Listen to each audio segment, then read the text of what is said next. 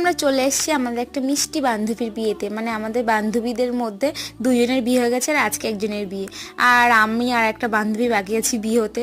তো দেখো আজকে মিষ্টি বান্ধবীটার বিয়ে, তাই আমি এর সাজগোজ দেখে না আমি ভাবছি কবে আমিও এরকম একটু সাজুগুজু করব। আর দেখো এই বিয়ের ছাদনাতলাটা খুব সুন্দর করে সাজিয়েছিল, লোকের পরিমাণটা একটু বেশি ছিল ওই জন্য ওরকম লাগছিল।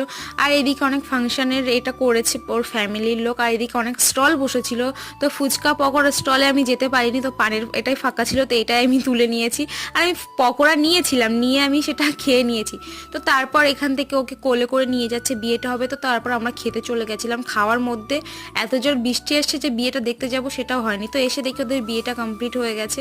তো তারপর আমরা কি করব, তারপর আমাদেরকে ওদের সাথে বলে আমি আমার বান্ধবী পাড়িয়ে চলে এসেছিলাম। আর যেহেতু বৃষ্টি পড়ছিল সেই জন্য একটু বাইরে একটু ভিডিও বানিয়ে নিচ্ছিলাম। তো ভিডিওটা ভালো লাগলে একটা লাইক করে দিও, চ্যানেলটাকে সাবস্ক্রাইব করে দিও। টাটা।